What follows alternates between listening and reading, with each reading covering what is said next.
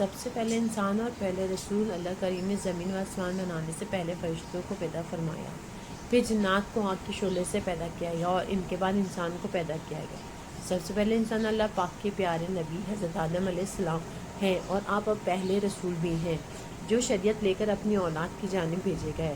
حضرت نوح علیہ السلام کو اول رسول اس وجہ سے کہا جاتا ہے کہ آپ علیہ السلام کفر و شرک پھیلنے کے بعد سب سے پہلے مخلوق کی ہدایت کے لیے بھیجے گئے۔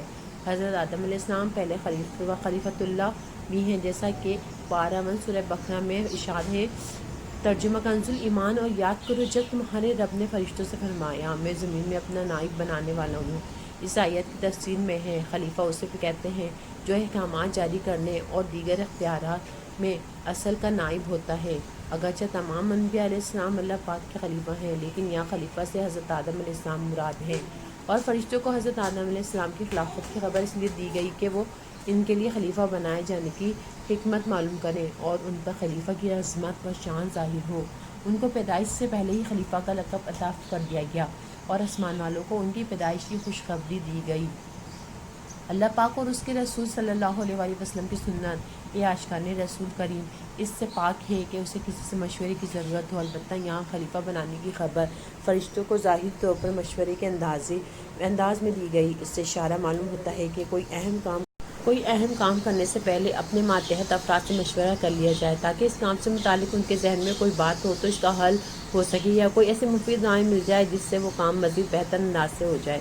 اللہ پاک نے اپنے پیارے آخری نبی صلی اللہ علیہ وسلم کو صحابہ کرام رضی اللہ عنہم سے مشورہ کرنے کا قرآن کریم میں حکم ارشاد فرمایا، بے شک اللہ پاک کو فرشتوں اور حضور صلی اللہ علیہ وسلم کو اپنے اصحاب سے مشورہ کرنے کی حاجت نہیں ہے، لیکن مشورہ کرنے کا فرمانا تعلیم امت کے لیے ہے تاکہ امت بھی سنت پر عمل کرے۔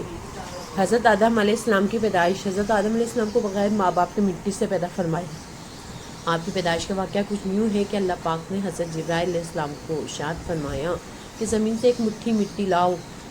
حضرت جبرائیل علیہ السلام نے زمین سے مٹی اٹھانی چاہی تو زمین نے اس کا سبب پوچھا۔ آپ نے سارا واقعہ بیان کیا۔ اس پر زمین کہنے لگی میں خدا کی پناہ چاہتی ہوں اس بات سے کہ مجھ سے کچھ کم کیا جائے یا میری کوئی چیز خراب کی جائے۔ حضرت جبرائیل علیہ السلام مٹی کے لیے بغیر واپس لوٹ آئے اور عرض کیا، اے میرے رب، زمین نے تیری پناہ مانگی تو میں تیرے نام پاک اور تیری ذات کا ادب کرتے ہوئے واپس آ گیا، اسے پناہ دے دی۔